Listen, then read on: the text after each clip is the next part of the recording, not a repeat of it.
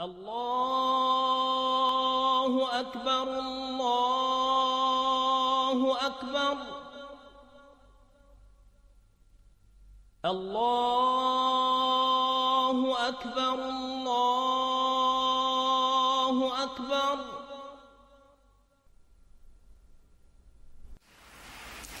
I wish to say finally, as I've said many times before, that this is not a war with Islam. It angers me, as it angers the vast majority of Muslims, to hear bin Laden and his associates described as Islamic terrorists. They are terrorists, pure and simple. Islam is a peaceful and tolerant religion, and the acts of these people are wholly contrary to the teachings of the Quran.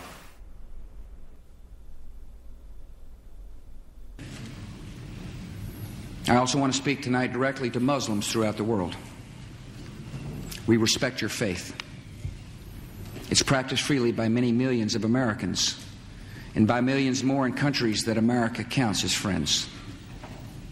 Its teachings are good and peaceful, and those who commit evil in the name of Allah blaspheme the name of Allah. The terrorists...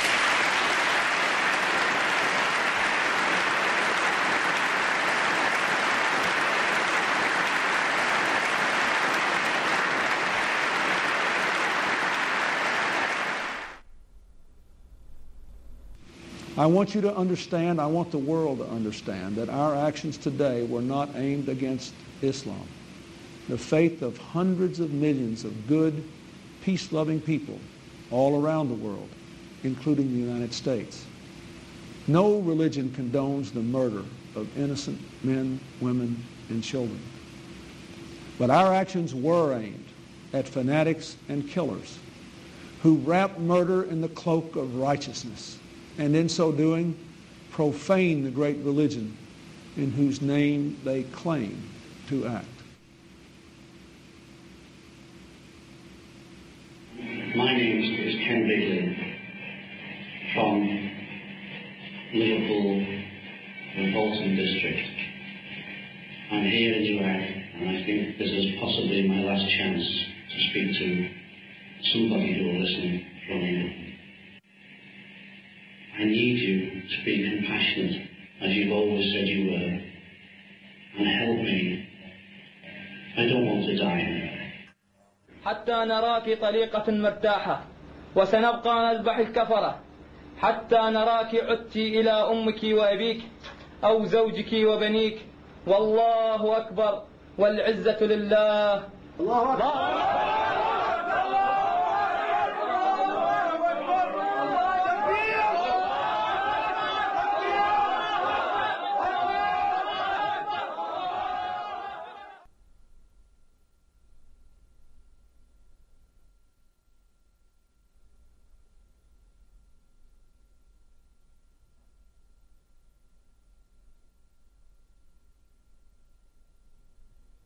The tendency of Western political leaders to deny the connection between Orthodox Islamic mainstream and terrorist violence is replicated in the universities and the media.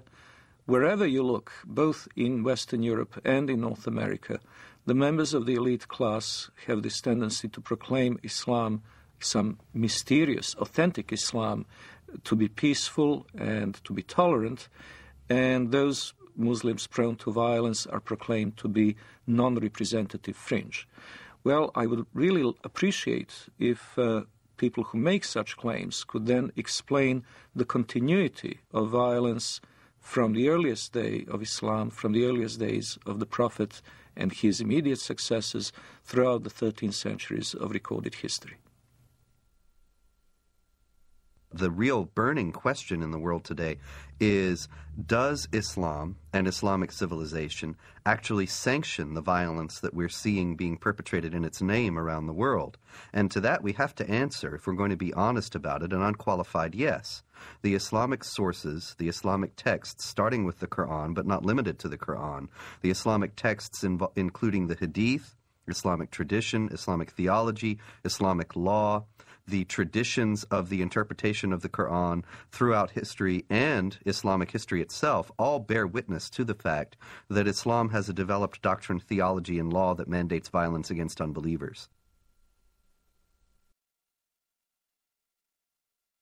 The origins are, of course, in the Muslim desire to impose all over the world the only religion, the only just religion, which is Islam, and the suppression of all other religions in order to establish the rule of Allah over the whole earth. This is a religious duty which binds the whole community and which the Muslim community is obliged to impose, because they are obliged to obey the order of Allah, and this is the desire of Allah as expressed in the Quranic revelation.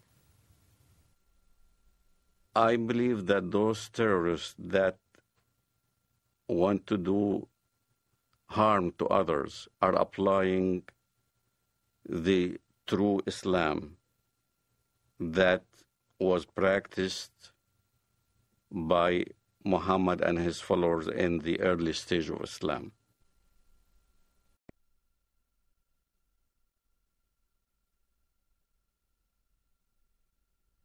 In Islamic theology, the Prophet Muhammad is considered al-insan al-kamil, which is the perfect man. He is the model par excellence to be imitated. He is the person that the more a Muslim is like him, the better off he is. So the Prophet Muhammad is revered today in the Islamic world as the primary model of human behavior. Well, when Muhammad, the Prophet of Islam, wiped out all the Jews from Saudi Arabia, there was 3 tribes, Banu Nadir, Banu Qurayda, Banu Qaynuqa. We were proudly studying this in school as Muhammad, the Prophet of Islam, ordered the beheading of the Jews of Banu Qurayda and the women being taken as concubines. As soon as a child had pubic hair, he was beheaded. So the Jewish population was either extradited or beheaded. The story of Rabbi Qanina is a well-known documented story in Islam. Rabbi Qanina was tortured by the order of the Prophet of Islam himself. His eyes were put out. He was burned in order to confess where the Jewish tribes were hiding their goods, their gold and their silver and all those kind of things. And this is right from the Hadith. This inspired us as Palestinians, inspired us on fighting jihad against the Jews in Palestine. Authoritative Islamic History, The Life of Muhammad, Sirat Rasulullah, by Muhammad bin Ishaq, edited by Abdul Malik bin Hisham, translated by Professor Alfred Guillaume. Then the Qurayza tribe surrendered, and the apostle confined them in Medina. Then the apostle went out to the market of Medina and dug trenches in it. Then he sent for them and struck off their heads in those trenches as they were brought out to him in batches. There were 600 or 700 in all, though some put the figure as high as 800 or 900. Another example, but maybe even more chilling, of the deleterious influence that Muhammad's example has upon the Islamic world was exemplified recently by an Egyptian leader of a radical Muslim party who wrote just recently that he couldn't believe that the beheadings in Iraq were being protested by Muslims. Weren't they aware that the Prophet Muhammad himself beheaded between 600 and 900 men personally, members of the Jewish Qurayza tribe in Arabia, after he had defeated them? Didn't they realize that if the Prophet did it, then this was the proper way to behave? And so the Mujahideen in Iraq, who were beheading people, are simply obeying the example of the Prophet. Now we can see then that since the Prophet Muhammad himself participated in many battles and raids, and did indeed perpetrate these beheadings, he ordered the assassination of several of his political opponents, and he behaved in general like a typical 7th century warlord.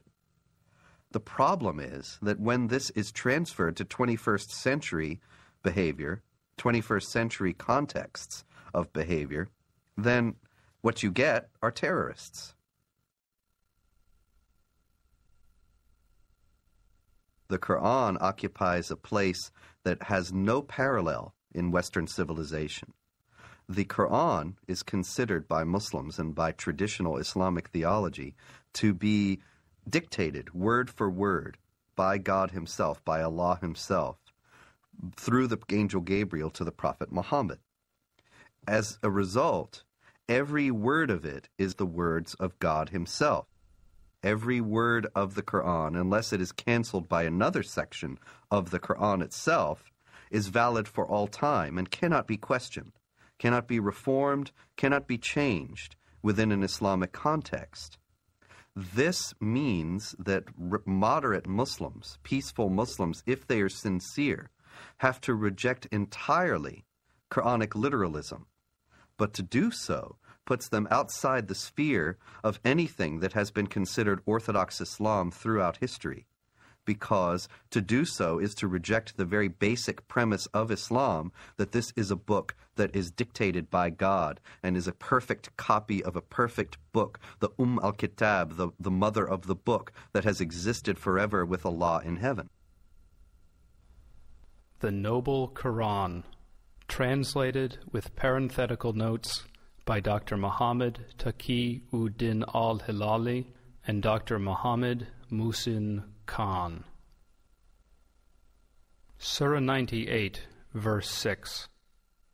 Verily, those who disbelieve in the religion of Islam, the Quran and Prophet Muhammad, from among the people of the Scripture, Jews and Christians, and al-Mushrikun, other disbelievers, will abide in the fire of hell. They are the worst of creatures. So the Quran is simply a set of direct commandments or else narratives, descriptions, sometimes very distorted descriptions of Judaism and Christianity. Because of the normative nature of those commandments, the second important body for Islamic jurisprudence and for Islamic polity is the tradition of the Prophet, the Hadith. Now, the Hadith are absolutely necessary to make any sense of the Quran, because Allah addresses Muhammad in the Quran and they talk about incidents in Muhammad's life, but they don't fill in the narrative details. So you have to go to the Hadith, the traditions of the Prophet Muhammad, in order to understand what's being said in the Quran and why. The Hadith are many, many volumes of traditions of the Prophet. Various Muslim scholars, beginning in the 8th century, which is some considerable time after the life of the Prophet Muhammad, who died in 632, they started to collect these traditions and to try, through various means, to winnow out the authentic ones from the inauthentic. From an Islamic standpoint, if something that Muhammad said or did is recorded in one of those books, then it has authority second only to the Quran. And in those books, there is a great deal that illuminates what the Quran says and how it is applicable to Muslims in the present. Authoritative traditions of the Prophet Muhammad, the Hadiths of Sahih al-Bukhari, translated with parenthetical notes by Dr. Muhammad Muhsin Khan. Volume 4, Book 52, Hadith number 53. The Prophet said, "Nobody who dies and finds good from Allah in the hereafter would wish to come back to this world even if he were given the whole world and whatever is in it." except the martyr who, on seeing the superiority of martyrdom, would like to come back to the world and get killed again in Allah's cause. The Prophet said, "A single endeavor of fighting in Allah's cause, in the afternoon or in the forenoon, is better than all the world and whatever is in it." Since there is no sense of natural morality in Islam, you have to go into either the Quran or the Hadith to find out what is allowed and what is not allowed. And in those books, we have very clear instructions from the Prophet Muhammad that it is the responsibility of Muslims to meet the unbelievers on the battlefield, to invite them either to accept Islam or to accept second-class dhimmi status in the Islamic State. And if they refuse both of those, then to wage war against them. Fight against those who believe not in Allah, nor in the last day, nor forbid that which has been forbidden by Allah and His Messenger. And fight against those who acknowledge not the religion of truth, Islam, among the people of the Scripture, Jews and Christians, until they pay the jizya, the poll tax, with willing submission, and feel themselves subdued. The Quran is broken down into two sections. One is called Makkiyah, which means what was inspired to Muhammad, the Prophet of Islam, in Mecca. And one is called Madaniyah, what was inspired to the Prophet of Islam in Medina or Yathrib. In Mecca, you find much of the peaceful verses. Muhammad used to live with the Jewish community and the Christian community in peace and harmony. So there was many verses in the Quran that even the Muslims used to worship in the direction of prayer towards Jerusalem. They saw many elements of a unity between the Jewish and the Christian and the Muslim faith. There are indeed some verses in the Quran that could be called peaceful and tolerant. Notably the injunction against compulsion in religion. Those verses almost invariably date back to the beginnings of Muhammad's prophetic career in his native city of Mecca, where he was powerless, where he was only beginning to attract followers. Only few relatives and friends accepted the religion at that time, and he has many foes. So the revelations of that time were very peaceful. Well, it all changes with the establishment of Muhammad's theocratic statelet in the city of Medina. He becomes a warlord, he becomes the head of a totalitarian state, he becomes very rich, very powerful, and very intolerant. And then many of these early verses, in fact, get abrogated. In Surah 2, verse 106 of the Quran, it says, or Allah says, I should say, that if we abrogate, we being Allah, abrogate a verse, then we'll give you one that's better. Whatever a verse, revelation, do we abrogate or cause to be forgotten, we bring a better one or similar to it. Know you not that Allah is able to do all things? This is the basis, the foundation of the Quranic doctrine of nasikh, which is abrogation. And it is the idea that when there are verses that are contradictory or appear to be contradictory in the Quran, the one that is revealed later chronologically is better, as Allah has promised, and cancels the earlier one. Now the violence started. Now you had to weigh between peaceful verses and non-peaceful verses. So the edict was that these were made null and void. It is indeed a very curious concept for a non-Muslim to accept the notion that God may change his mind about a topic and may issue one injunction in AD 614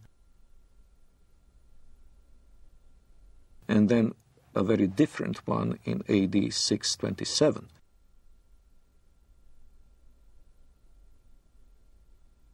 But this is indeed what has happened in Islam. It's very important to understand that the Quran is not arranged chronologically. It's arranged simply on the basis of the longest chapter to the shortest.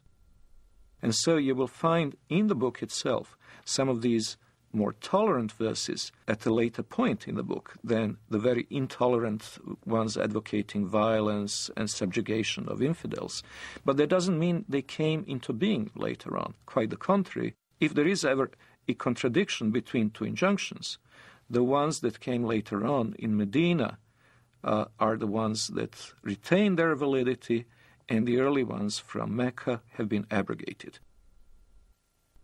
The peaceful verses became mansukha, means made null and void, with verses like the verses of the sword. Traditional Islamic theology has it that the 9th chapter of the Quran, Surah 9, is the last revealed in the career of the Prophet. And it is the only one that doesn't begin with Bismillah ar-Rahman ar-Rahim, in the name of Allah, the Compassionate, the Merciful. Some have said that that's because there's no compassion or mercy in this particular chapter, and that it is the Quran's last word on jihad, and in particular on how Muslims should behave toward unbelievers. In it is the celebrated verse of the sword. And what does the verse of the sword say? It's very clear. That when the forbidden months are over, kill the people of the book wherever you find them. Lay siege for them. Lay wait for them. Lay ambush for them. Kill them wherever you find them. In fact, I converted to Christianity. Muhammad clearly stated that in the ends of days, there will be many who defect from the faith. Kill them when you see them, wherever you find them. So, this is the question that the West needs to understand. What part of kill don't they understand?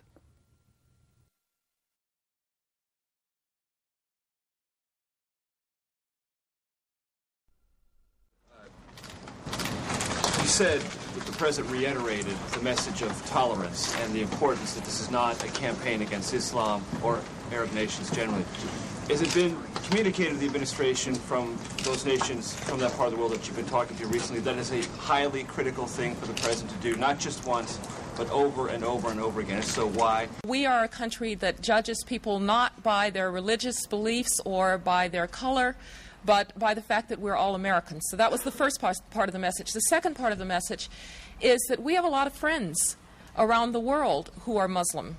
We have countries that are long friends of the United States who are of the Islamic faith, and the President wanted to be very clear that this is not a war of, quote, civilizations, that this is not a war against Islam.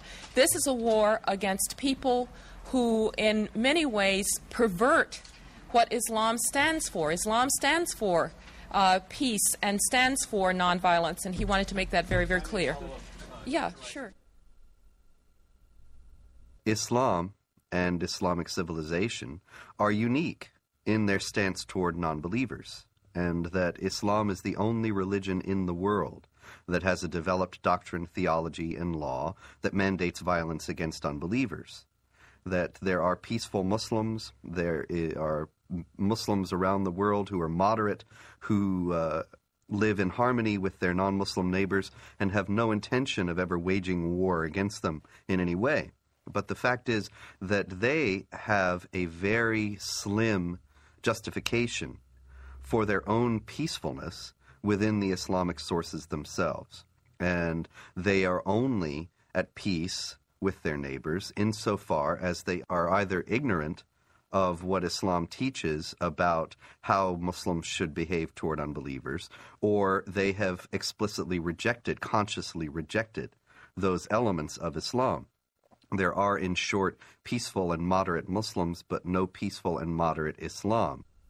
The idea that Islam is a religion of peace, however, is paradoxically enough held even by the most violent and radical of Muslims. Sayyid Qutb, the Egyptian Muslim theorist, whose writings are revered by radical Muslims today, by terrorists today, he wrote and insisted that Islam is a religion of peace. When you study his writings, it becomes clear that he meant that Islam is dedicated to establishing the hegemony of Islamic law over the world. When that hegemony is established, peace will reign in the world. Therefore, Islam is a religion of peace. But the problem is the peaceful Muslims don't understand the edicts that comes out of the jurisprudence of Islam. If you look at the interpretation of these verses in Al-Azhar University, in the Islamic Sharia schools in Jerusalem, in Jordan, in Syria, and Damascus, all throughout the Middle East, the jurisprudence of Islam clearly state, emphatically, that the verse of the sword made null and void all the peaceful verses. And what does the verse of the sword say? Then when the sacred months have passed, then kill the mushrikun, unbelievers, wherever you find them, and capture them and besiege them, and prepare for them each and every ambush. But if they repent and perform as-salat, the Islamic prayers, and give zakat, alms, then leave their way free. Verily, Allah is oft forgiving, most merciful. Kill them when you see them, wherever you find them. This is not an allegoric kill. It's a literal kill. It's the killing of Zarqawi, right in front of the camera. It's the lynching that you see in Ramallah. It's the killing of over 1 million Sudanese in Sudan, cutting the hands and the feet from opposite sides. And here's the dilemma. The peaceful verse, even the peaceful verse that is quoted, even by Bush, the verse goes as follows. Whoever kills a life without just cause or for doing mischief in the land, then as he killed the entire earth. You'll find the same verse in the Judeo-biblical tradition. But most Westerners never skip after that verse, which makes very clear. But as those who do mischief in the land, then cut their hands and their feet from opposite sides and crucify them, literally. And that's what you see, what happened in Afghanistan. That's what you see what happened in Sudan. A huge amount of crucifixions and killings and beheadings and amputations and public assassinations. They really want to revive Islam as it used to be. This is why they call it Islamic fundamentalism. The recompense of those who wage war against Allah and His Messenger and do mischief in the land is only that they shall be killed or crucified, or their hands and their feet be cut off on the opposite sides, or be exiled from the land. That is their disgrace in this world, and a great torment is theirs in the hereafter. The Prophet cut off the hands and feet of the men belonging to the tribe of Arina, and did not cauterize their bleeding limbs till they died. There is no assurance of what is known in Christianity as salvation and assurance of being saved and guaranteeing going to heaven. However, there are certain things that can help. So if a Muslim, for instance, died while he was practicing jihad, he is supposed to go to paradise. In the Islamist thinking, the assurance of your salvation is dying as a martyr, in accordance to the verse in the Quran, وَلَا تَحْسَبَنَّ الَّذِينَ قُتِلُوا فِي سَبِيلِ اللَّهِ أَمْوَاتٌ بَلْ أَحْيَاءٌ عِنْدَ رَبِّهِمْ يُرْزَقُونَ. Do not think that the ones who die in the cause of Allah in jihad are dead, but are living. So this assures salvation. This is the calculus behind modern suicide bombing. Many people will say, modern Muslim advocates will say, that Islam forbids suicide, and this is plainly dishonest, because all the advocates, all the defenders of suicide bombing in the Islamic world start out by saying this is not suicide. This is the intention of the person is not to kill himself. The intention of the person is to kill others, and that is sanctioned because it is Islamic jihad. And if in the process they are killed themselves, that's an unavoidable consequence of their actions, and they will be rewarded with the reward of martyrs in paradise.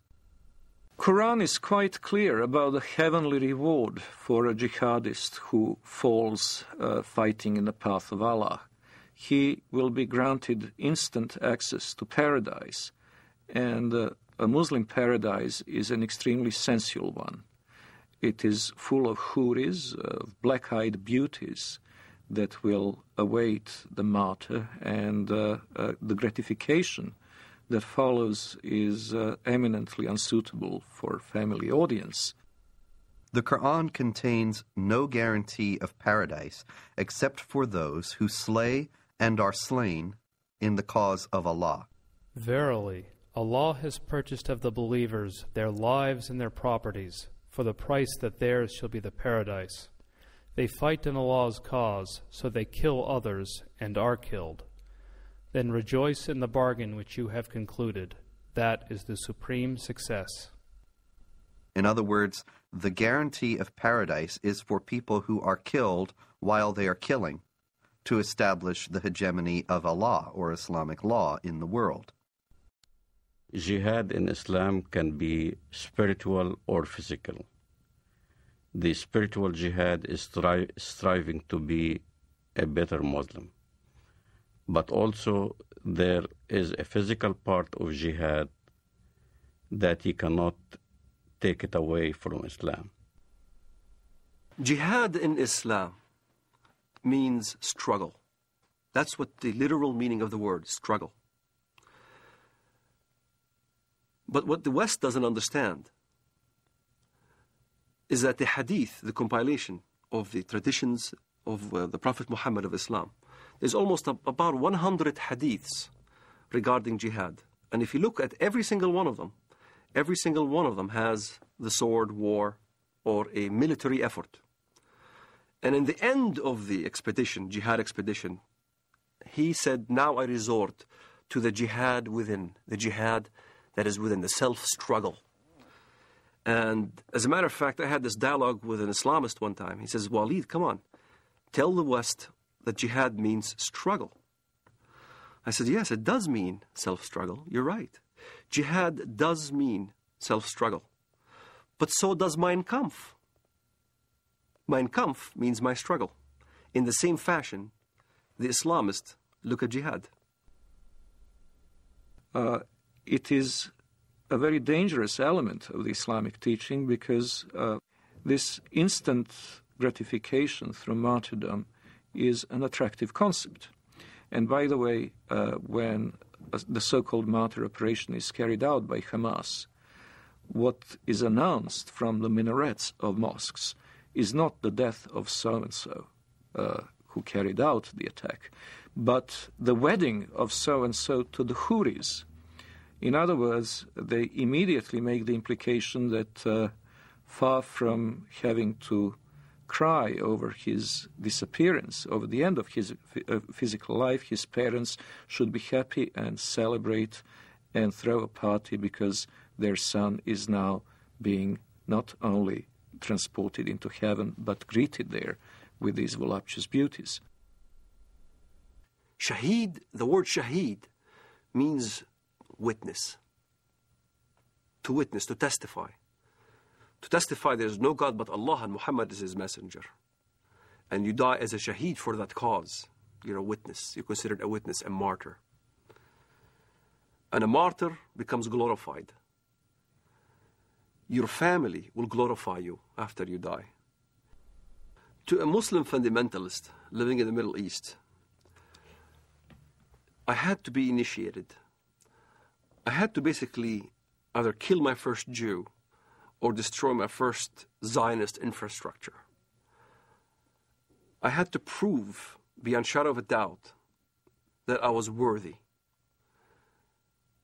And there are ample amount of students, teenagers, men, who are willing to die as suicide martyrs, or willing to put explosives. The martyr application is filled. There are many applicants. There's not enough bombs to fulfill the applicants. And to get on one of those missions, indeed you must have been chosen. You must have been really good. You must have been violent enough. You must have been going out on every demonstration in the streets of Jerusalem or Bethlehem or our village. You must have shown yourself worthy of a greater operation. So when I explain what I've done and people have seen me in the community and I was worthy, I ended up in prison, I was, of course, recruited. And I remember Mr. Mahmoud al-Mughrabi. He was proud to have planted 15 bombs and killed many Israelis. And he was being bailed out by a Jewish Israeli lawyer. He was back right in the street. So you find your bomb maker and you apply. You say, look, I want to join. I want to do my first martyr operation, planning a bomb or whatever. And you need connection. So I found my connection. I rendezvoused with this guy in Jerusalem, in Shara' Bab al-Wad. And he built this explosive charge with a timer and a loaf of bread. And I had to smuggle it from the Temple Mount under the auspices of Al-Waqf department. Al-Waqf police is the Islamic police appointed by the government to watch over the holy sites. Them knowingly that I had explosive charges smuggled me so I can escape from the checkpoints. And there, I carried my explosive charge from Jerusalem to Bank Leumi Israel in Bethlehem. I was supposed to put the explosive charge at 6 p.m. exactly. I was supposed to have this explosive charge in my hands at 6 p.m. exactly. 5 to 6, I saw some Arab children running around, and I didn't want to kill any Arabs. So I decided to place the explosive charge on the roof. I tossed it on the roof. At 6 p.m. it went off, and there was this big explosion. I looked behind me, I see this thick black smoke coming out of the building, and I started running.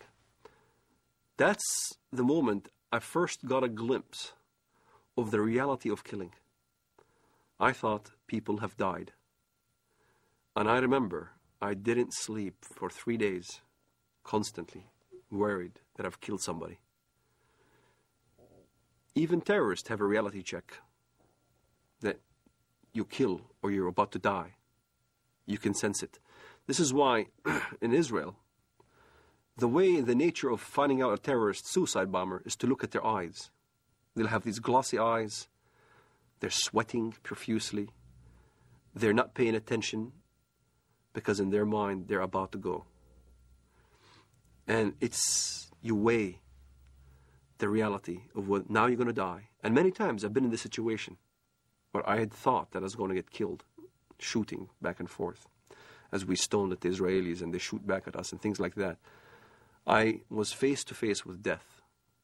When you think in your mind you're going to die, you struggle between the requirements of your Islamic upbringing and between the reality that you value your life. And at some point, one has to outweigh the other. And for a Muslim fundamentalist, we always chose death. We always chose the suicide. My cousin died on his way to Ben Yehuda Street, and he got killed. He died. I had people, relatives die, and fighting the Israelis. And as I look at it now, I think, what a waste. What a waste of life.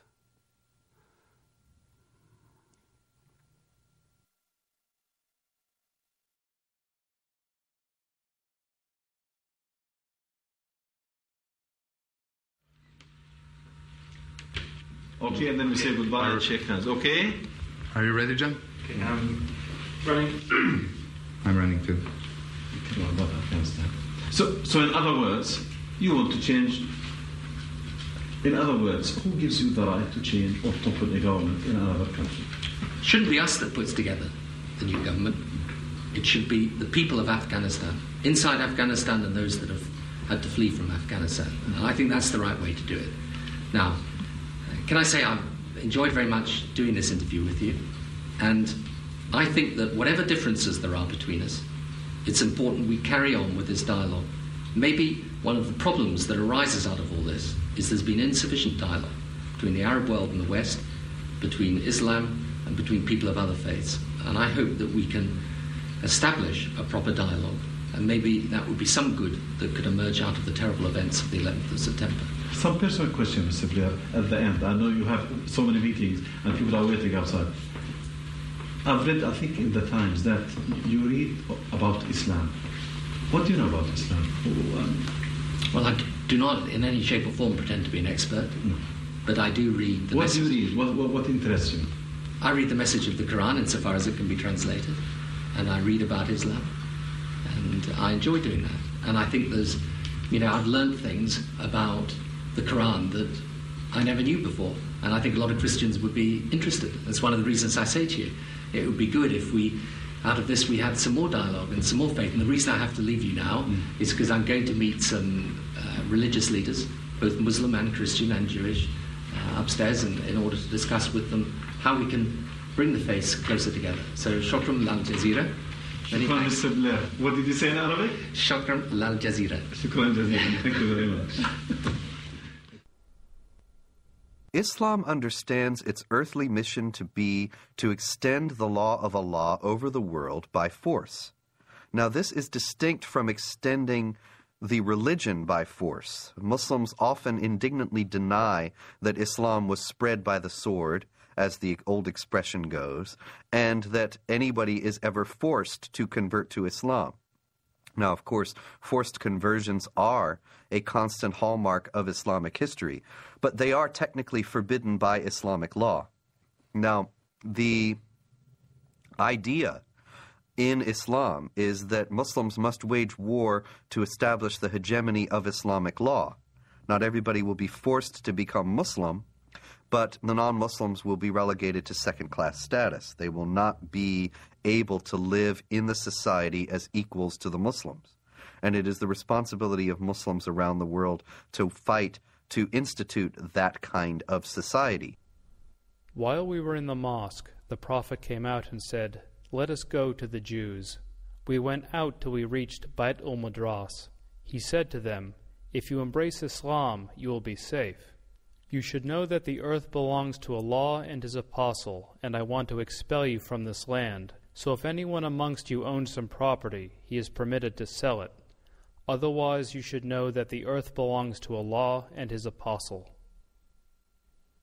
The Muslims see the extension of jihad as a war liberating the infidels from their infidelity and a privilege for them to enter in the religion of Islam and to abandon their wrong belief. So jihad is seen as a favor which is given to the infidel population in order to change their ways and convert to the true religion, Islam. It is not for a prophet that he should have prisoners of war and free them with ransom until he had made a great slaughter among his enemies in the land. You desire the good of this world, the money of ransom for freeing the captives, but Allah desires for you the hereafter, and Allah is Almighty, All-Wise. In the Muslim thinking, in the Muslim Sharia, the way the world is depicted is in two houses. It's called Dar al-Islam or Dar al-Harb, the house of Islam or the house of war. So the whole world is under these two houses. If you're not a Muslim, you're under the house of war. Yet in the West, the apologists, Islamic apologists would say, no, that's not accurate. It is the house of peace and the house of Islam. And in fact, that's not accurate. If you look at the hadith and if you look at what comes from the highest jurisprudence in the Middle East, that's what is being taught. يعني أنا لدي طفل من الآن أعده للشهادة إما شهادتي أنا أو هو فأقول له أن الله عز وجل قد جعل هنالك جنة واسعة فيها ما لا عين رأت ولا أذن سمعت ولا خطر على قلب بشر. هو بيسألني يعني إذا أنا عملت عملية وفجرت نفسي هل إلي يعني ربنا عز وجل بيعطيني اللي بدي اياه، بيعطيني سيارات، بيعطيني بارودة اطخ فيها، بيعطيني العاب. قلت له كل ما تطلب. وهل هذا حصل؟ شيء تطلبه هذا فعلا حصل. وهل حصل بينك وبين ابنك يعني؟ هذا فعلا حصل. نعرف حقيقة لو نمسك الميكروفون مع بعض ودنا نعرف ما هي الإجابة الصحيحة لهذا الطفل عندما يسأل أين أبي أو أين أمي وقد قام كلاهما أو أحدهما في عملية استشهادية. والله الإجابة باختصار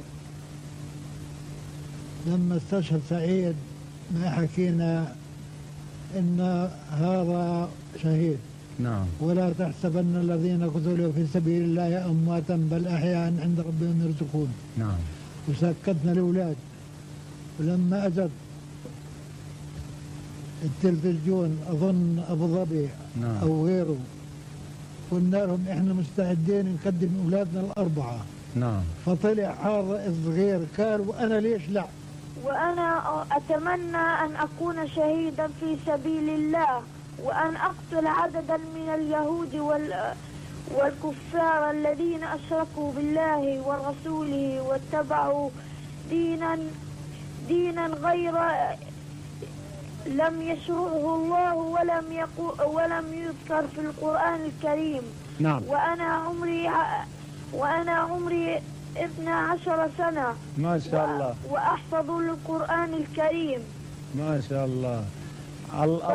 الله يحفظك ويجعلك مجاهد إن شاء الله في سبيل الله. Now, the infidel population are seeing this war as a genocidal war, since as it is described in the Muslim historians of jihad, as well as extremely numerous Christian sources, this war was conducted as in great ferocity. Whole cities were given up to massacres. Entire populations were deported in slavery or massacred. The companion of the Prophet and the second Caliph, Umar, sent the Muslims to the great countries to fight the pagans. When we reached the land of the enemy, the representative of Khosrau, Persia, came out with 40,000 warriors. And an interpreter got up saying, "Let one of you talk to me." Al-Mughira replied, "Our Prophet, the messenger of our Lord, has ordered us to fight you till you worship Allah alone or give jizya, tribute. And our Prophet has informed us that our Lord says, 'Whoever amongst us is killed, martyred, shall go to paradise to lead such a luxurious life as he has never seen. And whoever amongst us remains alive shall become your master.'" There have been, in fact, two big waves of jihad. The Arab waves, which started in the 7th century, and in the course of 1 century only, has Islamized a huge territory, mainly Christian territory, from Portugal till Armenia.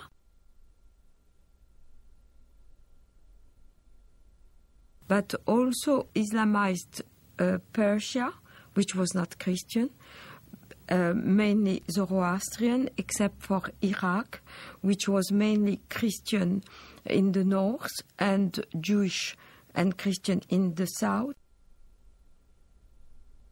The second wave of Islamization started in the 11th century with the Turkish tribes.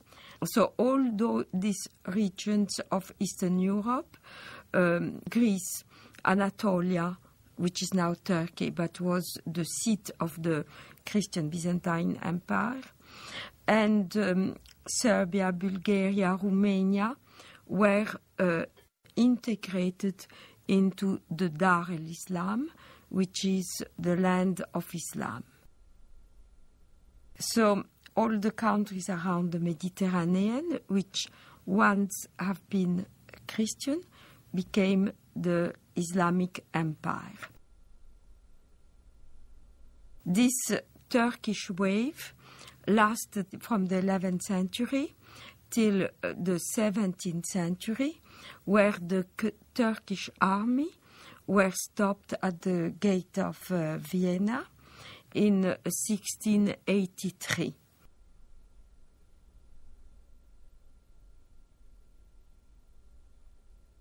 The Crusades are not understood in Muslim world today very differently to the way they are understood in the Western academia and in the discourse of the Western elite class. Both talk of the Crusades as an aggressive war of conquest by Christian Europe against peaceful, innocent Muslims. One may ask, however, what were those Muslims doing in the Holy Land in the first place? Well, what happened is that Muhammad and his successors waged a series of wars of conquest, and in one such onslaught, in the 4th decade of the 7th century, the Holy Land, Palestine, Israel, was conquered by Muslims.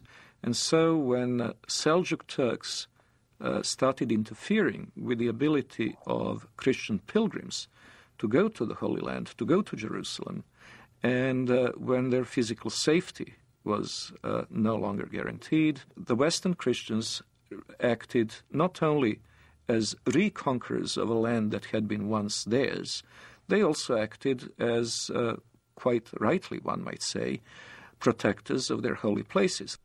Now, a defensive war in the case of the Muslims is even a war of conquest because they're obligated to spread Islam. But a land which had once been Muslim, in particular, must be reconquered, and the jihad is the rightful name of that war of reconquest. So they could never accept the Crusader states in Antiochia and Jerusalem because they were Dar-ul Harb reinstated into Darul Islam. And this is a contemporary aspect of the Israeli-Palestinian conflict, of which many Westerners are not fully aware. Exactly the same psychology that prompted Saladin and others to fight the Crusaders is now motivating Hamas. In both cases, it is not only a matter of the nationalistic desire of Arabs to expel European or Jewish settlers, it is also the Quranic obligation of all good Muslims to make sure that the land once ruled by Muslims will be reverted to their rule. From the British historian Hilaire Belloc's The Great Heresies, 1938. It has always seemed to me possible, and even probable, that there would be a resurrection of Islam, and that our sons or our grandsons would see the renewal of that tremendous struggle between the Christian culture and what has been for more than 1,000 years its greatest opponent. The suggestion that Islam may re-arise sounds fantastic, but this is only because men are always powerfully affected by the immediate past. One might say that they are blinded by it. But not so very long ago, less than 100 years before the Declaration of Independence, Vienna was almost taken and only saved by the Christian army under the command of the King of Poland, on a date that ought to be among the most famous in history, September 11th, 1683.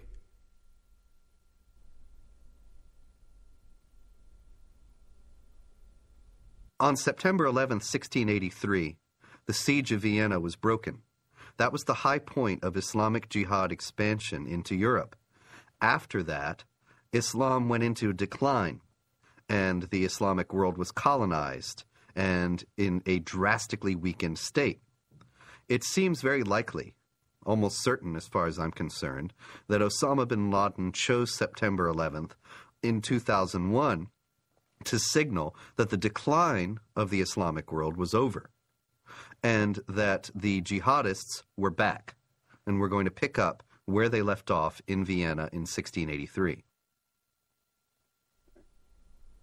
If we look at the tectonic plates between Islamic world and non-Islamic world today, we notice something very interesting, that even very diverse Muslim societies, which cannot be easily branded under one civilizational label, have something in common, and it is the tendency to be in conflict with their neighbors. If we look at the extreme southeastern outreach of Islam, we see East Timor, where Indonesian Muslims slaughtered a third of the population of this former Portuguese colony, who are, by the way, Roman Catholics. In southern Philippines, we see an extremely violent Islamic rebellion, which has been simmering and becoming more or less violent for years. In Indonesia itself, we had religious conflict in the Spice Islands, where the beleaguered Christian minority is in danger of extinction. We have very active Islamic movements, both in Thailand and in China, in Xinjiang.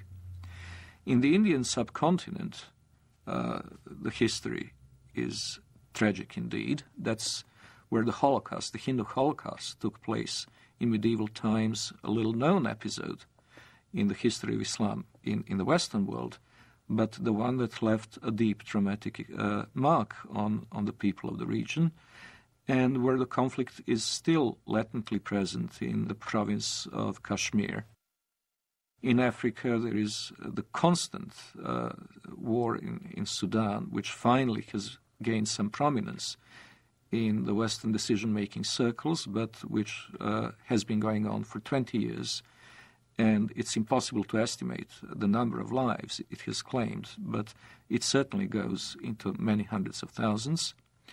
There is the constant instability in Nigeria between the resurgent central and northern states, which are increasingly pressurizing the government in Lagos into accepting Sharia law as the law of the land in those provinces.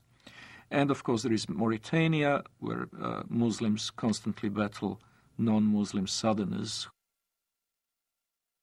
Then there is, of course, the Caucasus, Chechnya. And in Europe itself, we have the conflict in the former Yugoslavia between the Bosnian Muslims and Serbs and Croats, respectively, and the conflict between the Albanians and the Serbs, Albanians and the Macedonians, and quite possibly before too long, Albanians and Greeks. So if we eliminate these conflicts, if we eliminate from the equation Chechnya, the Balkans, Sudan, the world is a pretty peaceful place.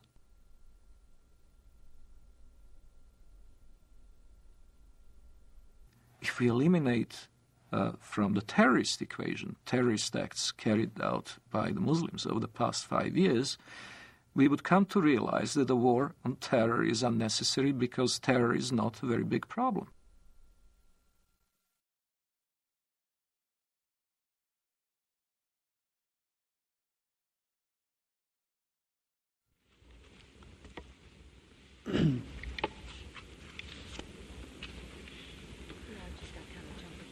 Madam President. Senator from Nevada. I've been on the floor before speaking about Islam and what a great religion it is. I've said before, and I repeat, that my wife's primary physicians are 2 members of the Islamic faith, her internist and the person that has performed surgery on her. I know them well, been in their homes, socialized with them, talked about very serious things with them. We've helped each other with family problems. I've been to the new mosque with them in Las Vegas. They're wonderful people with great families. And I've come to realize that Islam is a good religion. It's a good way of life. People have a good health code, as their religion dictates, and they have great spiritual values, as their religion dictates. And it's too bad that there are some people, misdirected people around the world, trying to take away from this very fine religion. I believe that they cannot give this religion a bad name.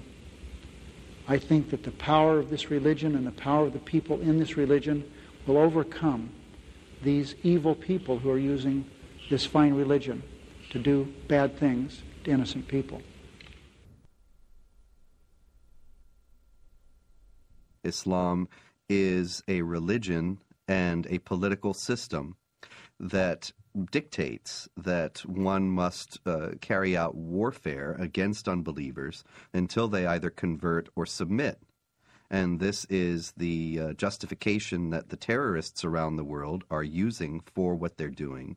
And that justification is based on core elements of Islamic tradition.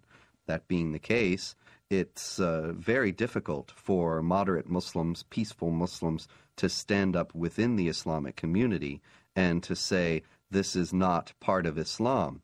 They only do so out of conscious deception, intending to mislead Westerners in accord with the Islamic doctrine of taqiyya or religious deception, or they do so on the basis of simply being unaware of what Islam actually teaches.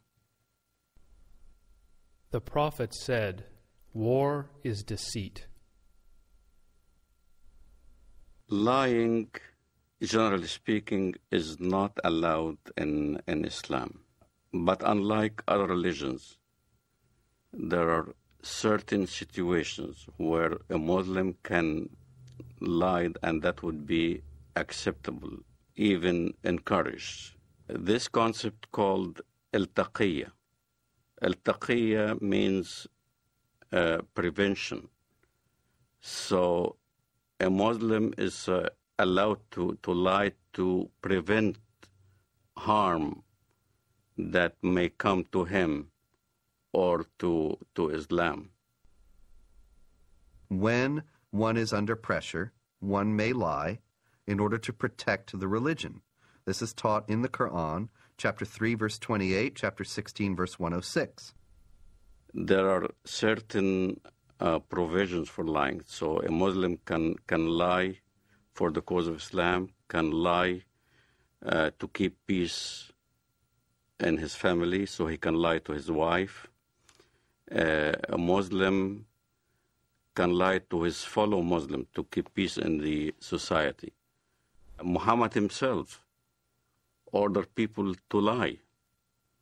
When people that he ordered to go and kill somebody, they told him, we cannot kill him unless we lie to that person. He said, okay, fine, lie. The apostle said, "Who will rid me of Ibn al-Ashraf?" Muhammad bin Maslama, brother of the Bani Abdul Ashal, said, "I will deal with him for you, O apostle of God. I will kill him." The apostle said, "Do so if you can." He said, "O apostle of God, we shall have to tell lies." The apostle answered, "Say what you like, for you are free in the matter."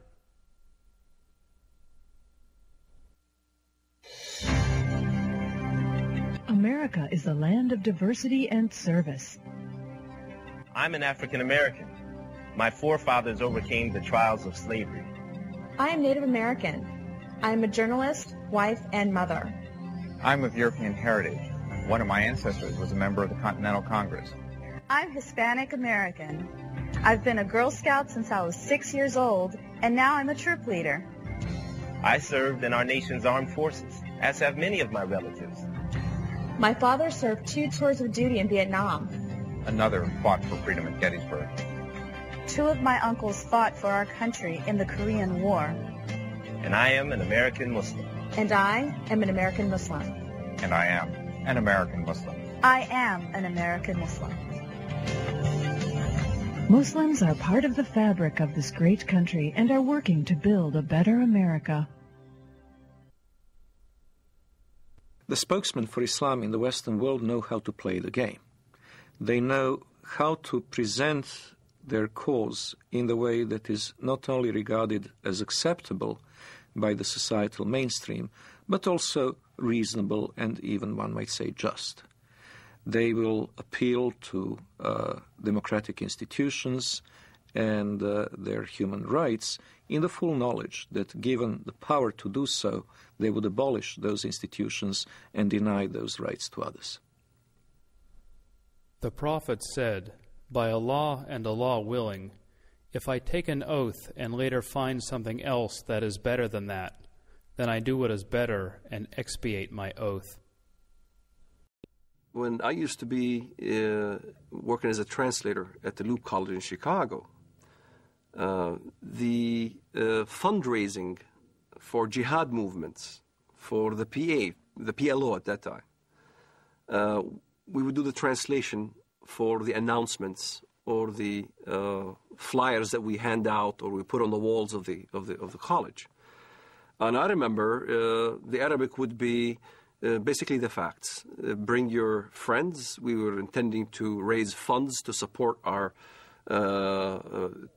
jihad brothers in Lebanon, whether they're fighting in southern Lebanon against Israel or whatever. And then comes the English part. In the English part, it'd be the standard. We would be conducting a Middle Eastern cultural party. You're welcome. We will be serving lamb and baklava. So the West doesn't understand, as when we get together as a group, our conversations are different. As soon as a Westerner would come into the scene, then the whole conversation changes. It becomes palatable to a Western mind. When I used to go to work, let's say, during the Gulf War, I used to go to work at an American company. And everybody would be hovering around a TV set as soon as there's a Scud missile hitting Riyadh or something like that. And everybody will be distraught, unhappy if a Scud lands in the American camp. And I will be standing there right amongst the American employees. Oh, that's too bad, oh, that's too bad. I'm sorry that, we had loss of life. And out of frustration from having to keep the truth of what I really felt, I would roll down the window on the freeway going home and scream as loud as I can, Allahu Akbar, Allah is great. Allahu Akbar, because this is the chantation you do when the enemy is killed, when you win. So if it was a victorious day for the Iraqis, when they land a Scud missile, it will be Allahu Akbar on the freeway. I know nobody could hear me now.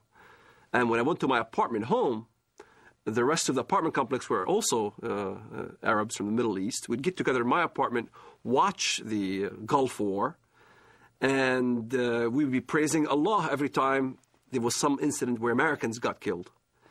But it wasn't the same face that we put on when we were in an American environment. In an American environment, you played different scenario. You acted as you are on their side. So there's this whole facade that is hidden from the West of how Muslim fundamentalists who want to propagate jihad in America can act publicly. Is what we are witnessing today a clash of civilizations? We ask that of noted Palestinian scholar and professor of English and comparative literature at Columbia University, Dr. Edward Said. No, I don't think so. And I think the whole thesis is a bit of a false one.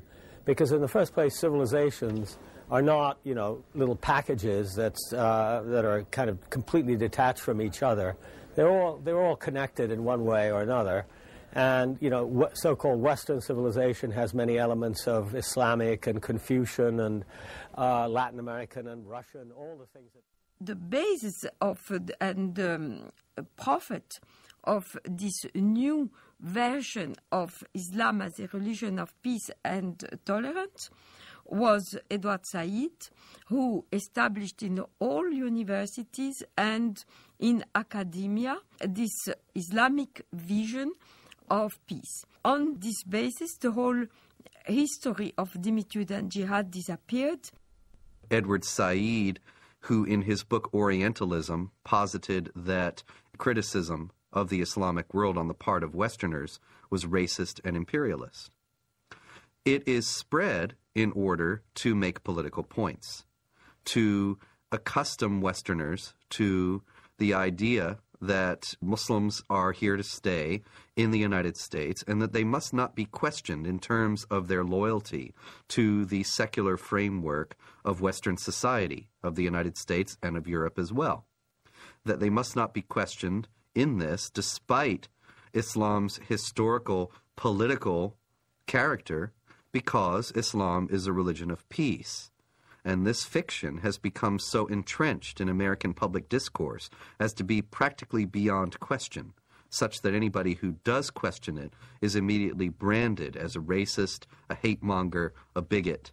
And this is a very effective tool in a country where racism is the cardinal sin above all, to silence any effective debate about the continuing attachment of Muslim immigrants to Sharia law and their intentions toward the secular systems in which they now reside.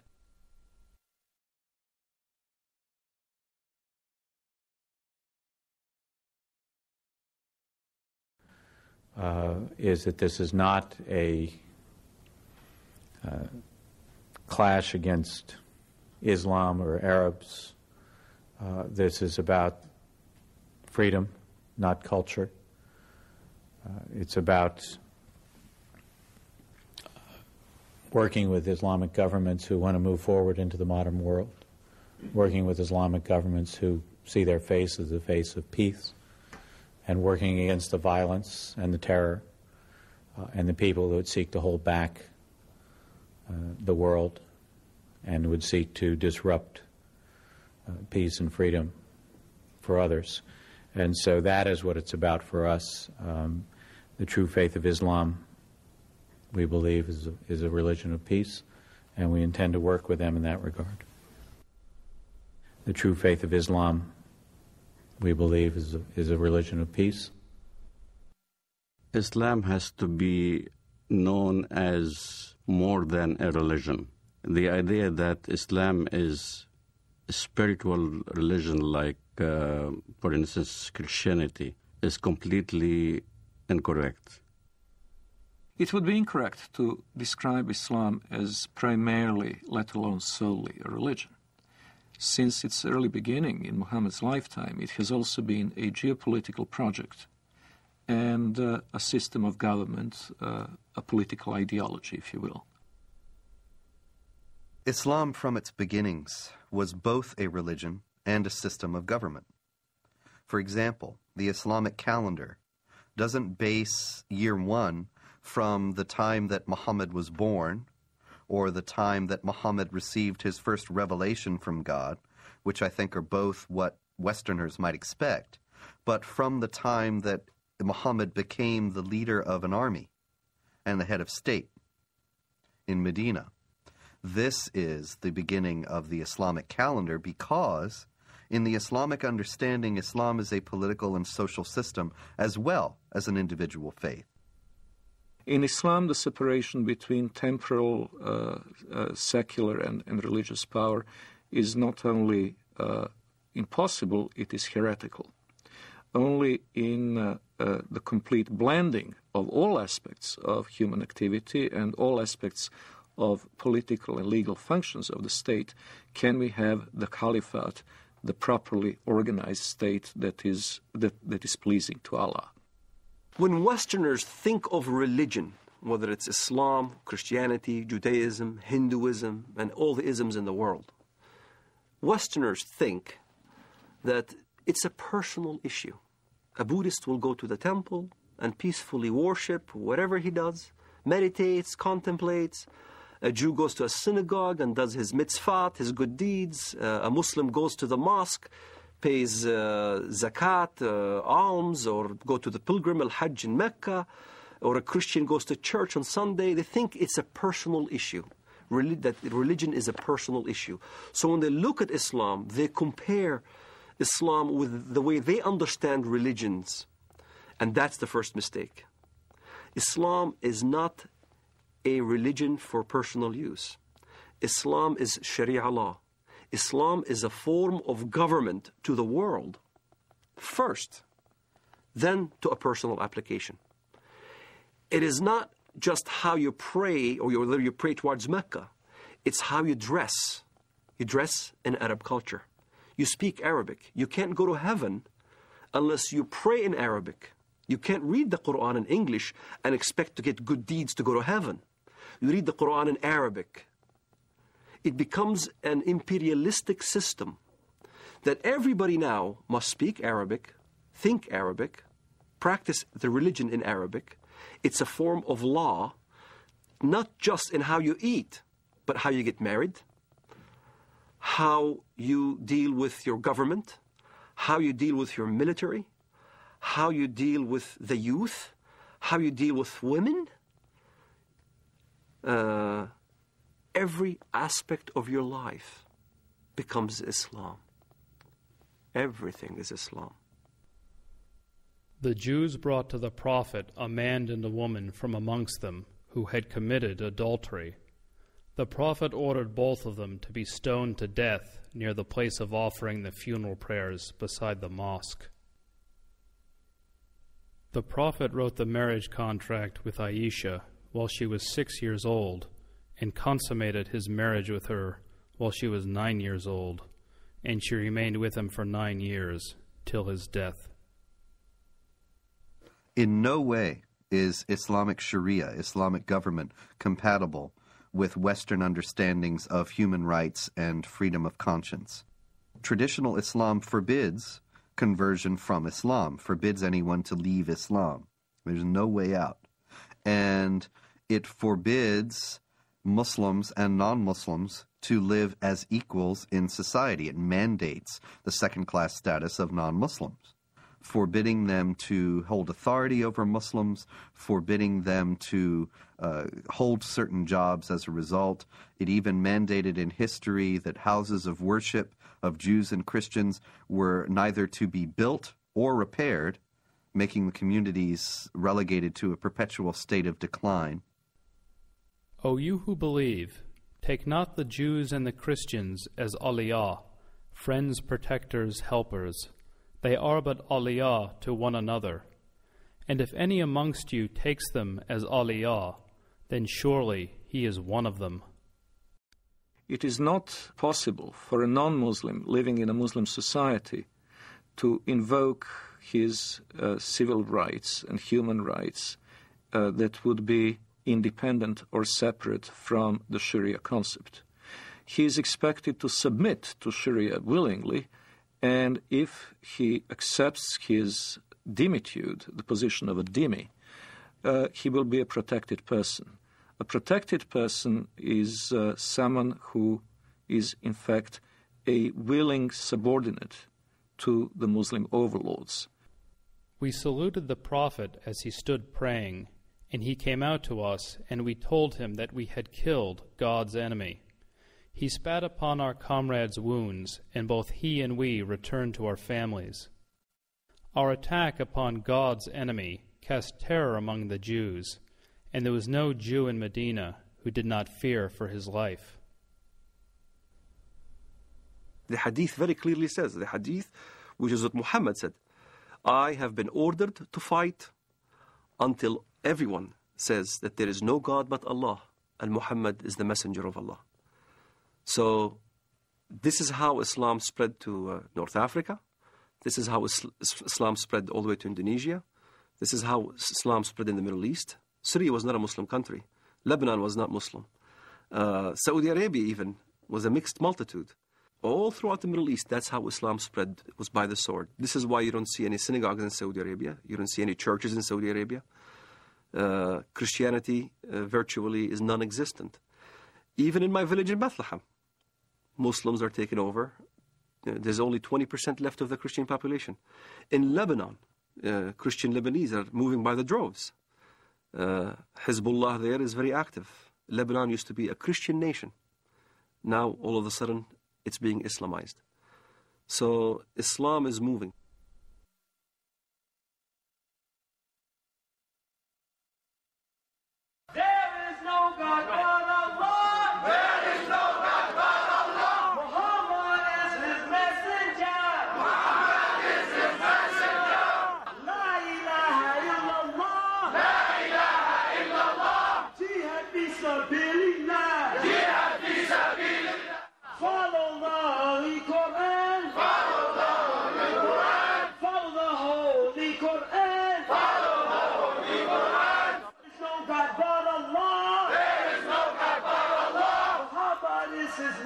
Muhammad is his messenger. Muslims everywhere! Unite Muslims everywhere! Unite Muslims everywhere! Islam is the latest! All right, here we go. Allahu Akbar!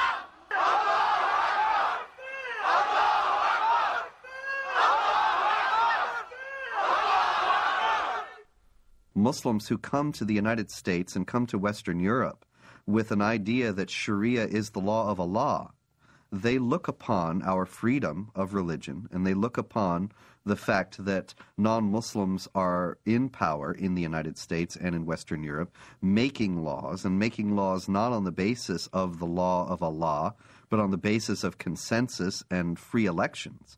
They look upon all that as a manifestation of jahiliyyah, or unbelief, the pre-Islamic period of ignorance, as the times in any nation's history before it became Muslim is referred to.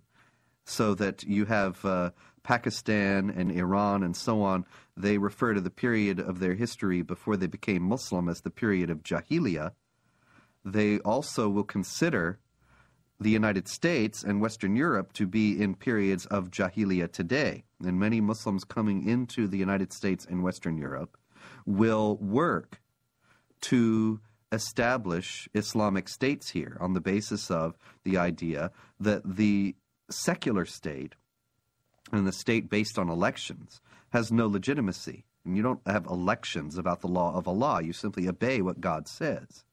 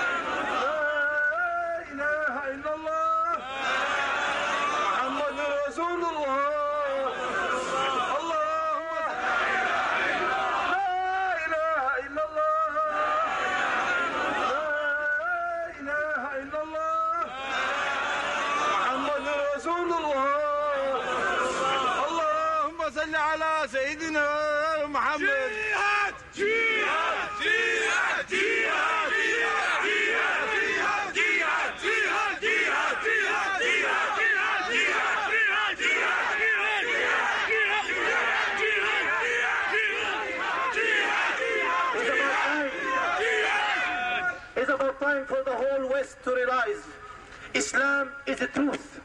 As a matter of time, Islam got to be implemented, and the giant of Islam and the giant of the Islamic State is going to rise up again, and it's going to be a fact. And it's going to be a true fact in reality. Look, the Muslims in Egypt, they go for Islamic State. Look in Bilad al-Haramain, jihad for the sake to establish the Quran. Look in Iraq, look in Afghanistan, in Uzbekistan, in Pakistan, even in Europe, people calling La ilaha illallah, Muhammad Rasulullah. It's a matter of time. It's a matter of time the Sharia will be implemented and the Muslim Ummah will be united.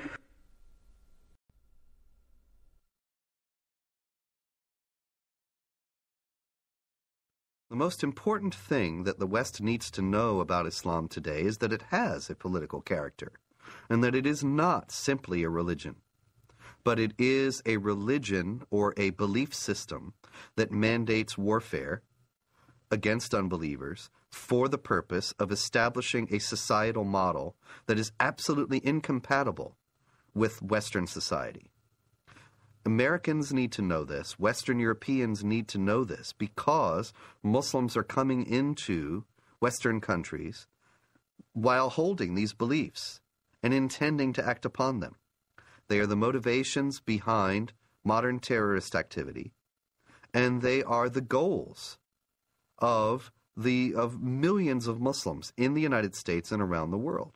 We need to know this so that we can protect ourselves.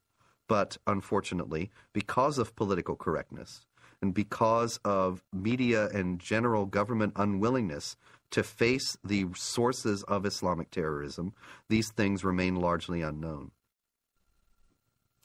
Islamic fundamentalism is a sleeper cell in America. A good point, a good case in point, is the story of Saladin.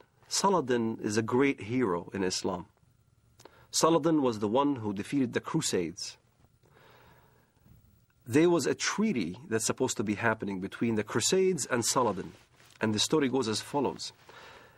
The Arab mediator came to Saladin and said, the Quran says that if they concede to peace, then concede to it. Which means that if the enemy wants peace, let's have peace. Which is a verse you can find directly in the Quran. And Saladin responded with a great answer when he stated to the guy, you are an Arab and I'm a Kurd. You should know the Quran better than I. Don't forget, the Quran also says, why should we concede for peace when we have the upper hand? So you find both verses in the Quran. Peace, you concede to peace when you are the weaker party. This is why you hear the term Hudna. Hudna is a peace treaty, ceasefire. In Iraq, Sadr asked for Hudna because he knew he can't defeat Americans. You have Hudnas all over when the enemy is stronger than you are. But as soon as you gain strength, then you don't concede for peace. This is why the face of Islamic fundamentalism in the West has a facade that Islam is a peaceful religion, because they are waiting to have more Islamic immigrants, they're waiting to increase in number, waiting to increase in political power, and once they do, then look out. You'll see the real face of Islamic fundamentalism here in America. سيارة مفخخة بقافلة أمريكية ويظهر الشريط أحد الأشخاص وهو يقوم بتفخيخ حافلة صغيرة بعدد من القذائف الصاروخية. قمنا بتفخيخ هذه السيارة لاعتراض رتل الأمريكي ونقسم بالله العظيم إن غايتنا هم جنود الكفر والاحتلال ولا نريد من وراء ذلك أن نؤذي مدنيا لأن دم المسلم أغلى ما يكون عندنا.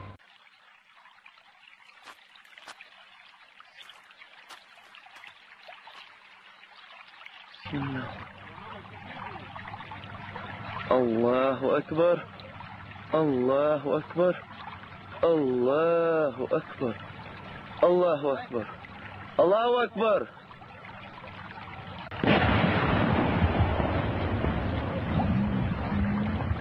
الله أكبر الله أكبر. It's unfortunate, but there's no negotiating with the jihadists.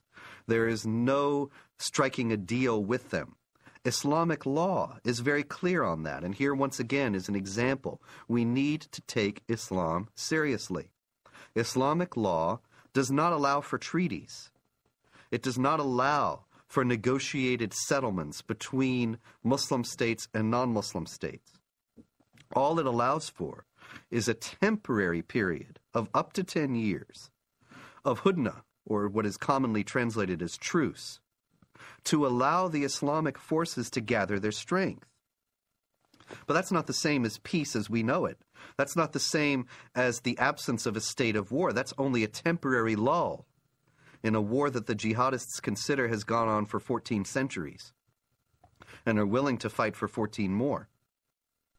So when you meet in fight, jihad in Allah's cause, those who disbelieve, smite at their necks, till when you have killed and wounded many of them, then bind a bond firmly on them, take them as captives. Thus you are ordered by Allah to continue in carrying out jihad against the disbelievers till they embrace Islam, are saved from the punishment in the hellfire, or at least come under your protection. But if it had been Allah's will, He Himself could certainly have punished them without you. But He lets you fight in order to test you, some with others. But those who are killed in the way of Allah, He will never let their deeds be lost. In Islamic thinking, the world is divided into the house of Islam, where Islamic polity has been established, where Allah rules supreme, and the house of war, which is the rest of the world. This dichotomy is reminiscent of other totalitarian ideologies, and most explicitly communism. Both communism and Islam seek the end of history in this world. The end of history will come when either the whole of our planet becomes Dar ul-Islam, or else when the proletarian revolution brings the avant-garde of the working class to power all over the world, which will be the end of state, the end of money, and the end of class oppression. In both cases, it is possible to have a period of truce. It is possible to have what would be called in modern parlance peaceful coexistence. But that peaceful coexistence is a tactical ploy and not a permanent solution.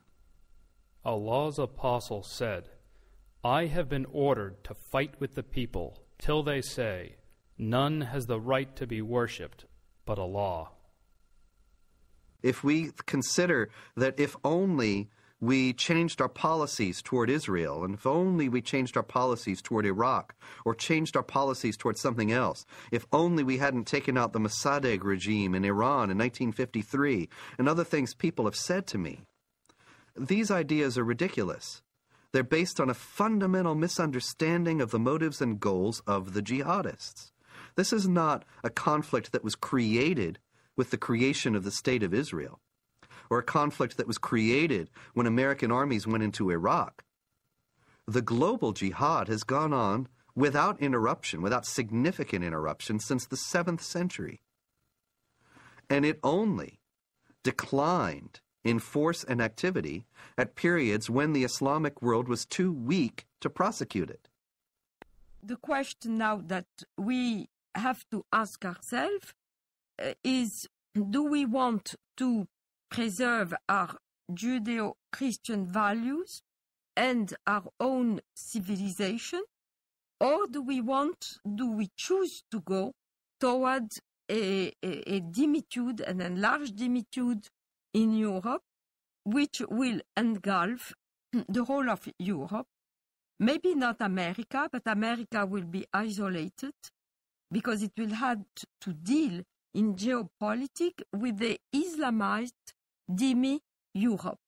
And these are problems that have to be taken into consideration by Europeans themselves in choosing their identity and their future, freedom or dimitude, and by American also. In order to defend itself against the onslaught of global jihad, which is coming in the century ahead, I have no doubt of that, the West would need to redefine itself and to say what exactly is the geographic and cultural space to be defended and in the name of what. Defending it in the name of a tepid, lukewarm ideology of multiculturalism is impossible. Multiculturalism and postmodern liberalism are not worthy dying for. They're not something that can inspire people to do what their ancestors had done at Poitiers and at the walls of Vienna in 1683. What global jihad has on its side is simple-minded commitment of millions of people to not only spread the faith, but also better themselves at the expense of the infidel, in the first instance through immigration, and later on, if necessary, by other means. What the West needs to understand about Islam is that Islam has the potential of replacing the dangers that we just kind of did away with, Nazism and communism. Like Nazism and like communism, Islamism, the end justifies the means. There is no respect for national borders, and the whole ideology is to promote their way of thinking and promote their way of life throughout the entire world. That's what's being taught in the Middle East. That's what's coming out from all the jurisprudence in Al-Azhar, in Saudi Arabia, and all throughout the Muslim world, is that Islam will conquer and will continue to conquer until it triumphs, until everybody in the world says there's no God but Allah and Muhammad is his prophet. أنصحكم لله يا أمريكا ويا بريطانيا ويا أنتم من قال الله في حقكم قد غضب الله عليكم اليهود يا أبناء القردة والخنازير يا من لا تكون فتنة في الأرض إلا وأنتم عود ثقابها كلما أوقدوا نارا للفتنة أطفأها الله أطفأ الله نوركم وأطفأ الله نيرانكم ولكننا نحن الرجال الذين انتجبنا الله وأرادنا الله فجعلنا أولي البأس الشديد لقطاف رؤوسكم الأينعت وظهرت وطغت وتجبرت فإنا قاطفوها بإذن الله. The peculiarity of Islam has to be faced, and it has to be faced frankly and openly. Unlike others, and I am again saying this in the full knowledge that it will offend some Western ears, unlike the Hindus, unlike the Confucians, unlike the animists of sub-Saharan Africa, the Muslims have inherent tendency to expand and to convert the rest of the world not only to their religion, but to their outlook and to their legal and moral system. They will not state this openly while they're in a minority in the countries to which they immigrate, but we have seen this time and over again throughout history. Once they reach the numbers necessary to impose their will, they will do so. وسيعلم والله لا أريد أذكر اسمه في هذا المنبر الأمريكان ورئيسهم والبريطانيين ومن والاهم والصهاينة ربيبة ومصنع الكيان. الله أكبر لو أذن الله لنا يا أمة محمد سيقول حتى الحجر يا مسلم هذا يهودي خلفي تعال واقطع رأسه ونحن نقطعها والله لا نقطعها أيها اليهود.